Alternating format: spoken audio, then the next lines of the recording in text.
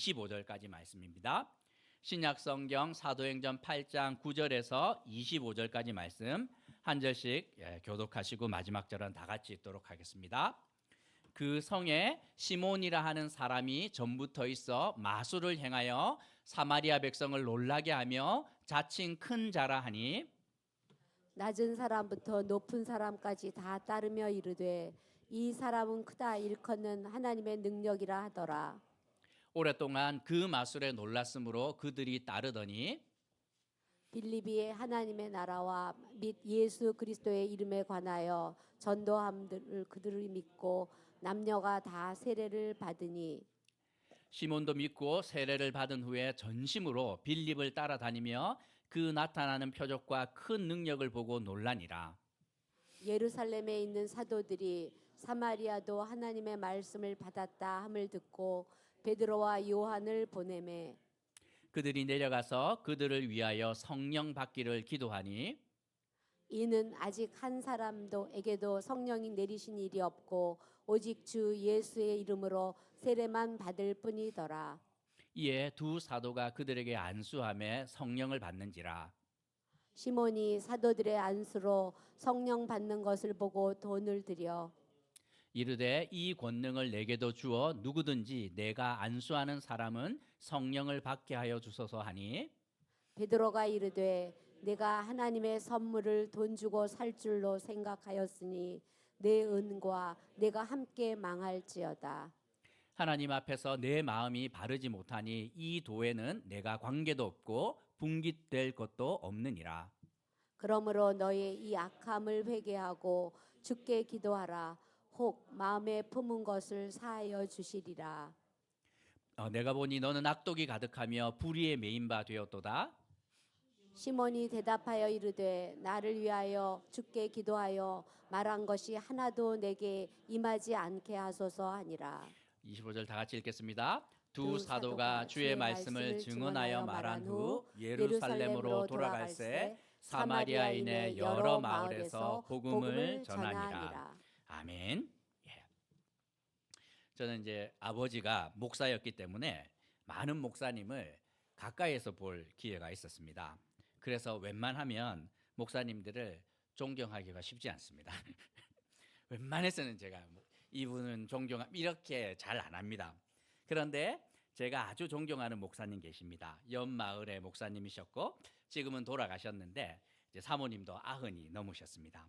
그런데 그 목사님 부부하고 이제 저희 부모님하고 아주 친밀했기 때문에 자주 소식을 들었는데 아마 이제 제가 듣는데 그분들이 결혼한 지 한 40년이 지나서 자녀들을 다 모았다는 것입니다. 그래서 선교지 나가 있고 뭐 결혼했는데 다 모아서 이제 비밀을 이제 말해야 되니 자녀들아 다 모이라. 너희에게 말할 것이 있다 하고 자녀들을 다 모았고 자녀들이 얼마나 긴장했겠습니까? 왔는데 엄마가 암이다 이렇게 말하면 큰 충격을 받겠지요. 자녀들을 다 모아놓고 결혼 40년 만에 이 목사님이 비밀을 말씀하셨습니다. 사실 우리는 연상연하 부부다. 엄마가 아빠보다 3살 많다. 그동안 숨겨서 미안하다 하고 사모님이 펑펑 우셨다는 겁니다. 40년 동안 숨겨왔던 그 말 못할 비밀이 고작 아내가 남편보다 나이가 많다는 거. 너무 10몇 살 많은 것도 아니고 3살 많은 것인데. 저희 부모님 고향이 안동 아닙니까? 아직도 가면 양반 따지는 그곳에서 70년 전에 결혼할 때 남자보다 여자가 나이 많은 이것이 아마도 숨기고 싶은 무엇인가 봅니다. 그리고 결혼하고 아무 문제 없이 사모님이 아내로서 엄마로서 너무 훌륭하게 살았음에도 불구하고 그 말 못한 것이 가슴에 응어리가 되어 꾹꾹꾹꾹 참다가 40년이 되어서야 이렇게 말한 것이지요. 우리는 경험적으로 깨닫는 것들이 있습니다. 남편이 아내보다 한 서너 살 많고 남편이 아내보다 학벌도 좀 좋고 집안도 좋고 벌이도 좀 좋고 하면 순종하기 아마 쉬웠을 것이고 그런 상식이 쌓여서 그런 경험이 쌓여서 상식이 되고 그 상식은 어느 순간 참 우리가 깨트리기 힘든 견고한 진이 되는 경우 종종 있습니다. 성경에서 연상 여인 만나서 결혼하면 죄라고 말합니까? 아무도 그렇게 말하지 않지만 많은 분들이 그것을 부끄러워하고 참 이상하게 여기는 경우 많아요. 이혼했다 할 때 그것이 큰 상처가 되고, 부모 직업을 쓰는데 이제 막 의사 이런 거 쓸 것 같으면 막 신이 나지만, 엄마 막 저기 뭡니까? 부모 이렇게 직업 쓰는데 목사 이렇게 쓸 때 제가 막 손이 떨리는 경우들이 종종 있었습니다. 남들이 뭐라고 할까? 예전에는 부모님들 학력란이 있지 않았습니까? 아버지 뭐 이렇게 대학원 졸 이렇게 쓰면 마음이 좀 든든하지만, 어머니는 고졸인데 이거 쓸 때 엄마가 얼마나 미안했는지 몰라요. 이 땅을 살아가며 참 우리가 이 경험적으로 깨닫게 되는 것이 상식이 되지만, 상식이 때로는 견고한 진이 되어서 우리의 자유를 억누르고 기쁨을 앗아가는 경우 종종 있습니다. 오늘 본문의 배경이 되는 사마리아 땅도 그들의 경험과 상식이 어느 순간 깨트릴 수 없는 견고한 진이 되었고, 그 땅에서 어떤 일이 일어나고 있는지, 복음이 무엇인지 함께 묵상하며 교훈을 얻으려고 합니다. 우리는 지난주 선교사님을 통해 사마리아 땅이 어떤 곳인지 잘 알 수 있었습니다. 빌립 집사님은 스데반의 죽음으로 이제 기독교를 향한 핍박이 극심해지자 더 이상 견딜 수가 없어 예루살렘을 떠나 사마리아 땅으로 넘어옵니다. 그런데 사마리아 땅은 9절에서 시몬이라는 사람이 마술을 통해 사람들의 마음을 지배하고 있는 곳이었습니다. 여기서 마술이라고 생각을 하면 우리는 막 이렇게 드라마나 영화에서 나오는 얄궂은 주술사 생각을 하는데, 그런 사람이 아닙니다. 이 마술이라는 단어와 똑같은 단어를 누구에게 쓰냐면, 성탄절의 주인공 가운데 하나인 동방박사 할 때 쓰는 단어가 이 마술이라는 단어와 박사라는 단어가 같은 뜻입니다. 아마 이 시몬은 천문학뿐만 아니라 박학다식한 사람이었던 것 같고, 그 지식을 이 좋은 쪽으로 사용하기보다는 사람들의 마음을 지배하는 데 사용한 것 같습니다. 천문학자들이 일식과 월식 같은 것을 계산해서 예측을 할 수 있습니다. 그러면 쉽게 사람들을 놀라게 할 수 있지요. 제가 어느 날 태양의 힘을 빼앗아 보겠습니다, 어느 날 제가 달을 피로 물들이겠습니다 했는데, 실제로 일식 월식 일어나면서 그런 일이 일어날 때 사람들은 놀랄 뿐만 아니라 이 사람은 하나님의 능력을 소유한 사람이구나 하고 인정하게 되는데, 이 시몬은 오랜 기간 동안 높은 사람뿐만 아니라 낮은 사람에 이르기까지 하나님의 능력을 가진 사람이라고, 그리고 스스로도 아주 위대한 사람이라 이렇게 말하면서 사람들의 마음을 빼앗았던 것 같습니다. 10절과 11절에서 시몬은 자신이 갖고 있었던 지식을 사람들의 마음을 빼앗는 데 사용했고, 많은 사람들이 이 시몬의 지배 가운데 들어가는 것이지요. 사마리아 땅은 하나님의 말씀이 사라지자 마술과 미신이 지배하는 곳이 되었습니다. 그런데 이 미신의 실체를 따져보면 나쁜 것이 아닙니다. 우리도 얼마나 많은 미신 가운데 살아갑니까? 보면 이제 제가 신혼부부 결혼해서 칼을 선물했더니 우리 회원 자매가 와서, 어머 목사님 감사해요, 칼 받으면 돈 줘야 된다는데 하고 막 지갑을 막 열었어요. 그런 거 아닙니다. 제가 이제 그렇죠? 미신 가운데 살아갑니다. 보면 우리나라 이렇게 전통은 이 나라님이 칼을 하사할 때 귀한 선물이 되지만, 일본 같은 경우에는 이렇게 관계를 끊는다 하는 의미가 있기 때문에 돈을 주고 사와야 관계가 끊어지지 않는다. 어린 아이들 이제 잘 때 넘어다니면 키 안 큰다 들어보셨죠? 왜 그랬을 것 같아요? 그 넘다가 이렇게 밟으면 큰일 나니까 조심하라는 의미로 그런 말이 나옵니다. 미신에 이렇게 깊숙이 들어가 보면 우리의 경험들이 축적되어 있고, 어떻게 보면 삶의 지혜라 할 수 있어요. 밤에 손톱 깎으면 안 된다 이런 거 얼마나 많습니까? 보면 튀어서 잘못될 수 있기 때문에 삶의 지혜가 녹아 있지만, 그것이 어느 순간 이 상식을 넘어서 견고한 진이 되면서 우리의 자유를 빼앗아갈 때가 있는 것이죠. 그 목사님 부부가 40년 동안 아무 문제 없이 살았음에도 불구하고 사모님이 그냥 40년 동안 그 응어리졌던 거 생각을 하면 옆에서 보는데 제가 답답할 지경인 것이지요. 사마리아 땅은 시몬으로 인해 마술과 미신으로 참된 자유도 기쁨도 없는 땅이 되었습니다. 수많은 사람들이 미신을 피해가기 위해 두려운 가운데 살아가는 땅이 사마리아 땅이었다 생각하면 됩니다. 하지만 이 어둠의 땅에 기쁨과 자유가 찾아옵니다. 2주 전에 보았던 것처럼 읽지는 않았지만 8절을 보면 그 성에 큰 기쁨이 있었다고 성경은 기록합니다. 더러운 귀신이 나가고 병자가 고침받는 기적이 있었지만 그것이 전부가 아니었습니다. 빌립은 12절에서 하나님의 나라와 예수 그리스도의 이름을 대하여 전도하자 많은 사람들이 예수의 이름으로 세례를 받고 과거의 삶을 청산하고 하나님의 말씀을 따라 살아갑니다. 그 세례받은 사람 가운데 하나가 누구였냐면 놀랍게도 그 사마리아를 주름잡았던 위대한 인물 마술사 시몬도 있었습니다. 너무 재밌지 않습니까? 보면 예루살렘에서 스데반이 막 전도를 했을 때 반대파 사람들이 막 핍박했지요. 그런데 이 시몬은 빌립 때문에 자신의 기득권들이 다 날아갑니다. 시몬은 이제 굶어 죽게 되었어요. 더 이상 사람들이 마술사 시몬을 두려워하지 않고 문제가 생길 때 지혜를 구하기 위해서 찾아오지도 않습니다. 이대로 가면 시몬은 굶어 죽게 되어요. 그러면 빌립과 싸우거나 반대를 해야 맞겠지만 시몬은 그렇게 하지 않고 13절에서 빌립을 찾아와서 세례를 받았고 전심으로 따라다닙니다. 왜? 그 자리에는 표적과 큰 능력이 있었기 때문입니다. 아마추어들은 잘 몰라요. 실력을 잘 모릅니다.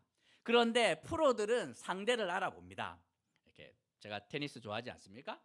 보면 가가지고 이렇게 테니스 대충 치면 요 정도 상대는 내가 조금 노력하면 한 게임은 못 깼는데 하지만 정말 프로를 만나잖아요. 한 번만 쳐보면 압니다. 한 번 딱 쳐봤는데 이 사람은 내가 넘을 수 없는 실력이 있구나.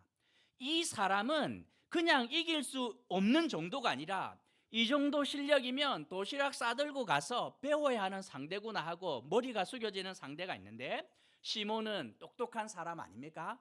보는 눈이 있었던 것이지요. 빌립을 만났는데 여기는 내가 반대하고 싸우고 할 상대가 아니라 굴복하고 배워야 되고 그 은혜의 자리 가운데로 들어가야 되는 상대구나 깨달으면서, 그리고 자기는 사람 눈속임으로 사람들의 마음을 빼앗을 수 있지만 빌립이 하나님의 은혜를 통해서 행하며 그리고 그것으로 말미암아 변화되는 사람들을 보자, 이것은 참된 능력이구나, 정말 사람들을 속이는 것이 아니라 살려내고 있는 기적임을 깨닫자 이것만큼은 내가 와서 배웠으면 좋겠다 하고 머리 숙여 빌립에게로 오고 있습니다. 빌립을 통해 나타나는 역사는 참으로 놀라운 것이었고 얼마나 대단했던지 그 소문이 사마리아를 넘어 예루살렘까지 전해집니다. 14절에서 사마리아도 하나님의 말씀을 받았다 함을 듣고 이렇게 소문이 전해집니다. 이 소문을 듣자 예루살렘 교회는 예루살렘 교회의 최고의 지도자였던 베드로와 요한을 사마리아로 파송합니다. 왜 그러했냐면 그 빌립의 요청이 있었기 때문인 것 같습니다. 빌립이 가서 이 말씀도 전하고 이렇게 했는데 예루살렘하고 좀 비슷한 것 같으나 뭔가 부족한 것이 있는 것 같아요. 보면 말씀을 전했더니 사람들이 세례받고 하나님께로 들어오고 귀신이 나가고 병자가 일어난 것 같지만 이 16절에서 보면 예루살렘 교회에 나타났던 눈에 보이는 가시적인 성령의 역사가 없었던 것 같습니다. 오순절 성령의 역사가 예루살렘에서 일어났을 때 이 강한 바람과 불의 혀 같은 것이 임하기 시작을 하고 입을 열어 방언을 말하는, 하나님께서 우리와 함께 하신다 하는 것을 눈으로 볼 수 있는 역사들이 있었는데 왜 사마리아에는 이런 일들이 나타나지 않을까? 목사님, 혹시 제가 전한 것에 문제가 있는 것 아닙니까? 사마리아 사람들도 마찬가지입니다. 우리가 듣기로 예루살렘 교회는 이런 일이 일어났다 하는데 우리한테는 왜 일어나지 않을까요? 혹시 사마리아인이라고 하나님이 차별하시는 것일까요? 이렇게 생각을 합니다. 그리고 베드로와 요한이 이제 사마리아로 오게 되는데 와서 봤더니 깜짝 놀랍니다. 그들에게 허락된 믿음으로 인해 너무너무 놀라게 되는 것이지요. 그리고 베드로와 요한은 사마리아 사람들을 위해서 기도합니다. 무엇을 위해서? 15절에서 성령 하나님의 가시적인 역사가 나타나기를 기도했고, 어떻게 기도하냐면 안수해서 기도합니다. 손을 얹어서 기도했다는 뜻입니다. 제가 이렇게 멀리서 기도하는 거 하고 손을 꼭 붙들고 기도하는 거 하고 이제 효과가 다를 것 같아요. 손을 붙들고 혹은 머리에 손을 얹으면 효과가 2배 정도 나타날 것 같습니까? 그렇지 않아요. 똑같은 효과가 나타납니다. 그런데 받는 사람의 입장은 완전히 달라요. 목사님이 머리에 손을 얹어 주었다 하고 특별한 의미를 부여할 때가 있지요. 사마리아와 유다 사람들은 어떤 관계입니까? 상종을 하지 않는 사람이에요. 같은 공간에 있으려고도 하지 않는데 이 예루살렘 교회의 수장인 최고 꼭대기에 있는 그 두 사람이 베드로와 요한이 왔고 그 사람들을 멀찍이에 이렇게 앉혀놓고 기도합니다 이렇게 하지 않고 한 사람 한 사람 머리에 손을 얹어서 기도합니다. 무엇을 의미합니까? 그리스도의 피로 당신과 우리는 하나가 되었습니다. 차별 없는 은혜 가운데로 들어온 것입니다 하는 상징을 보여줍니다. 베드로와 요한이 안수하고 기도하자 눈에 보이는 증거들이 막 나타나기 시작을 합니다.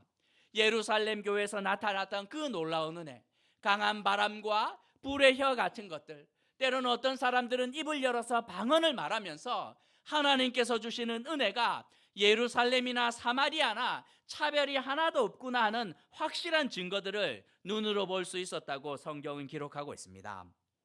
사마리아 사람들은 깨닫게 됩니다. 하나님의 은혜는 차별이 없구나. 유대인이나 사마리아인이나 오직 믿음으로 똑같은 은혜를 누리는구나 하고 깨닫습니다.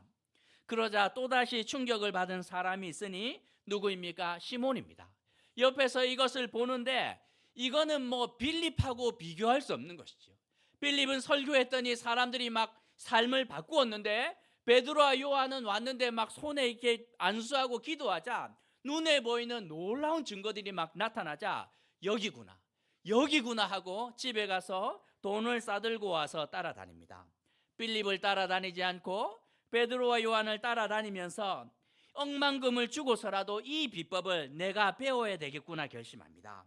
19절에서 시몬이 말하는데 이 권능을 내게도 주어서 누구든지 내가 안수하는 사람은 성령을 받게 해 주십시오 하고 베드로와 요한에게 와서 요청하고 있습니다.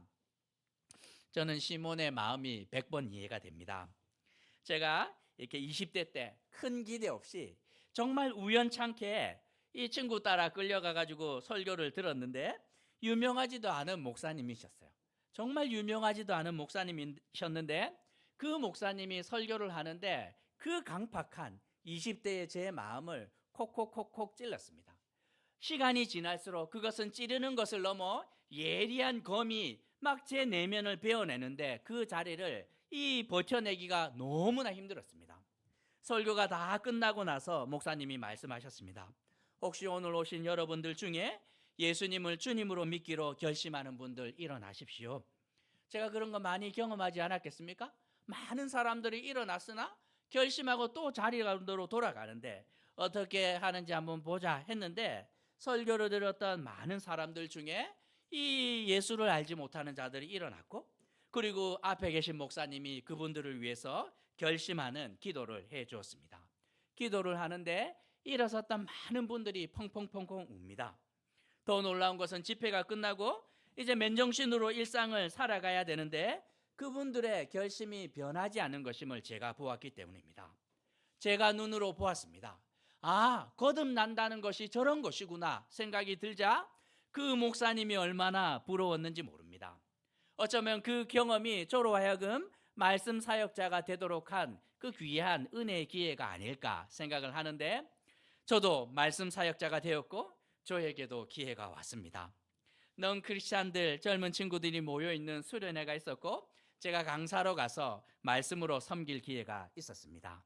일주일 내내 제가 할 수 있는 최선을 다해서 설교를 하였고 마지막 날이 되었습니다. 그 목사님과 똑같이 혹시 이 설교가 끝난 다음에 혹시 이 밤에 우리 예수님을 주님으로 모시기로 살아가기로 결심하는 분은 조용히 일어나면 됩니다. 저만 눈을 뜨고 있었는데 놀라운 일이 일어납니다. 저의 구원의 요청에 아무도 일어나지 않은 거죠. 한 사람도 일어나지 않습니다. 모두 눈을 감고 있었기 때문에 저만 알고 있는 거죠. 저 혼자 기도하고 끝났어요. 얼마나 창피하든지 돈을 주고서라도 그 목사님 찾아가서 비법을 배우고 싶었습니다.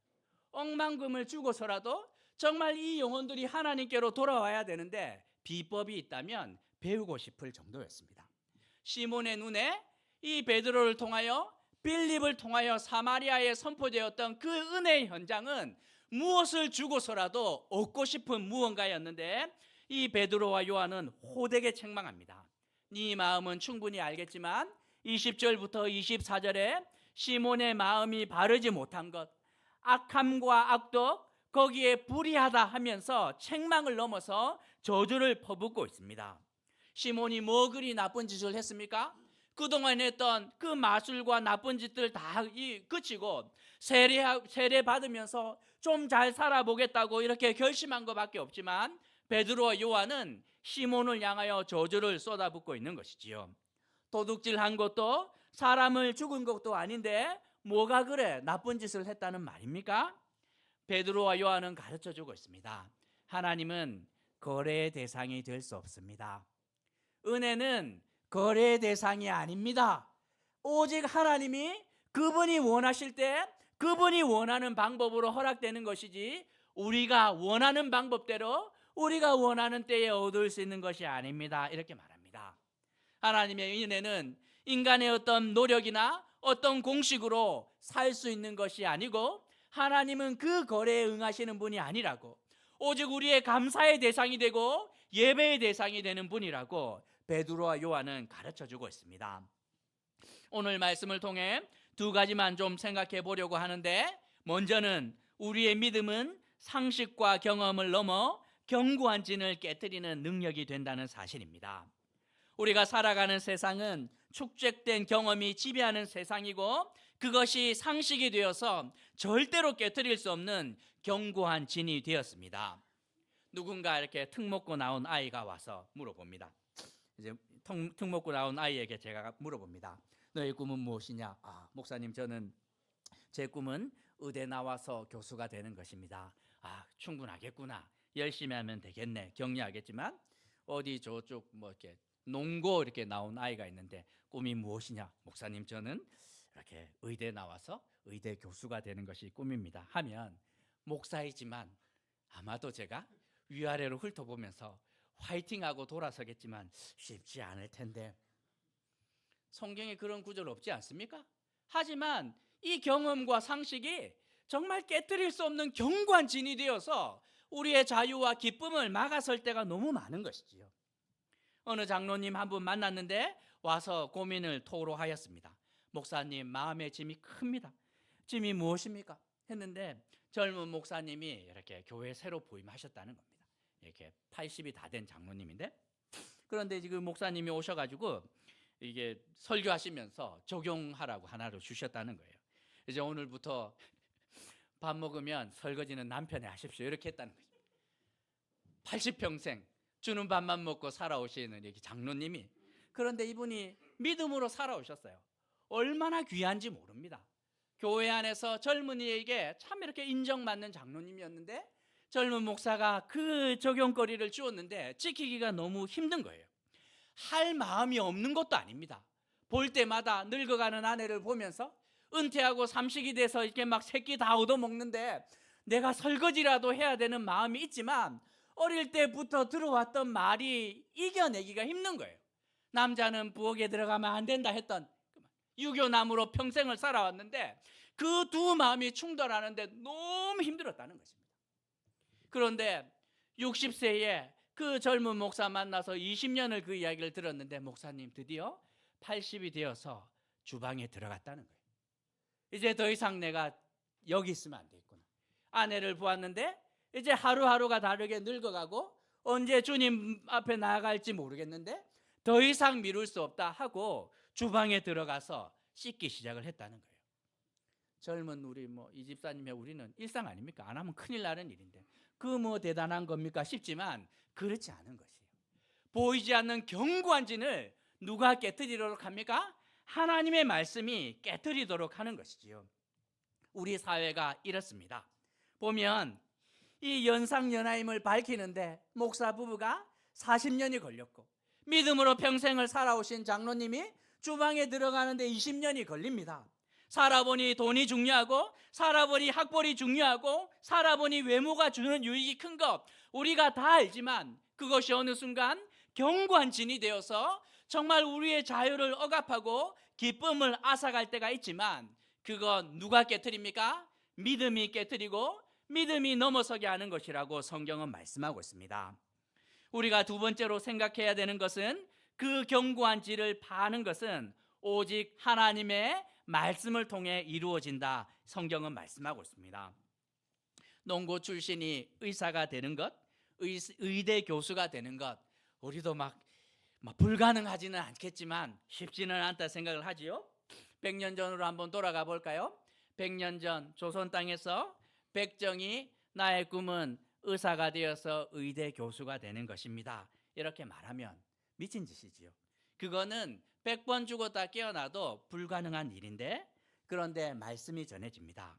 파란 눈의 선교사가 와서 백정을 앉혀놓고 말합니다. 당신은 하나님의 사랑받는 자녀입니다. 하나님의 아들이 당신을 위해서 죽으셨습니다. 하나님의 나라는 차별이 없습니다. 조선은 예가 지배하는지 모르겠지만 하나님의 나라는 사랑이 지배하는 곳입니다 하고 이 파란 눈의 선교사가 떠나갑니다.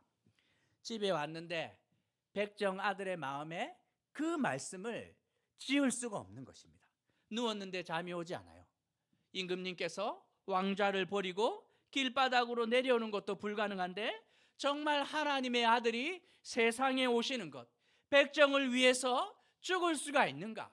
그것이 사실이라면 정말 내 인생이 달라질 텐데. 그런데 실제로 일이 일어납니다. 누구입니까? 재중원 1회 졸업생 외과 의사인 박서양, 본명은 제가 늘 말했죠, 박봉출입니다. 박봉출. 신부는 백정. 결국 세브란스의 교수가 되지 않습니까? 사마리아에서 결혼에 6배 실패한 여인이 있었습니다. 여자가 사별하거나 이혼하면 모든 책임이 한국에서는 여자가 잘못한 것처럼 생각을 하지요. 말은 하지 않으나 나들 눈으로 욕합니다. 사마리아 사람이라는 이유만으로 유대인들이 접촉하지 않고 상종할 수 없는 삶을 살아가야 되는데, 빌립은 12절에서 특별한 것을 말하는 것이 아니라 하나님의 나라와 예수 그리스도의 이름에 관해서 전합니다. 말씀을 전하는 것입니다. 세상 사람들이 뭐라고 말해도 결혼에 6번 실패한 여인이여, 당신은 하나님 앞에서 존귀한 자입니다. 사람들이 상종하지 않으나 사마리아인들이여, 당신은 하나님 앞에서 존귀한 자입니다. 하나님의 나라에는 차별이 없으며 그 나라는 대가 지불하시는 그 하나님의 사랑이 지배하는 곳입니다. 이렇게 말하자 그 말씀이 능력이 되어 경험과 상식에 갇혀 살아가는 그 사람들, 그 견고한 진을 파하는 능력이 되었다고 성경은 말씀하고 있습니다. 그리고 사마리아 사람들은 하나님의 품 안으로 돌아오는 것 아니겠습니까? 우리는 이 땅을 살아가며 믿음과 경험과 상식을 뛰어넘기가 참 힘듭니다. 한국 사회는 그 어느 나라보다도 이거 깨트려내기가 참 힘들어요. 여자로 살아가는 것, 좋은 학벌 없이 살아가는 것, 참 이렇게 이 근사한 직업 없이 살아가는 것, 상식과 이게 막 경험이 견고한 진이 되어 얼마나 억누르는지 모르고, 그것 때문에 아이들까지 스트레스 받으며 살아갑니다. 무엇이 우리를 자유 가운데로 인도할 수 있습니까? 하나님의 말씀인 것이지요. 정말 믿음의 눈으로 하나님 앞에서 나 자신을 발견하고 하나님이 우리를 위해서 무슨 일을 했는지 기억하기 시작을 할 때, 믿음으로 주님 앞에 나아가기 시작을 할 때, 그 믿음이 세상을 넉넉하게 이기는 능력이 된다고 성경은 말씀하고 있습니다. 이런 은혜의 자리 가운데로 함께 나아가야 되지 않겠습니까? 돌아보십시오. 말하지 못하지만 날 억누르고 있는 많은 이 인생의 장애물들이 있는데, 주여, 믿음으로 그 모든 것들을 깨트리고 정말 자유함 가운데로, 기쁨 가운데로 우리 인생을 인도하여 주옵소서 하며 믿음으로 살아가는 우리 올림 가족 되시길 주님의 이름으로 도전하는 것입니다. 말씀 생각하시면서 좀 기도할까요? 한국은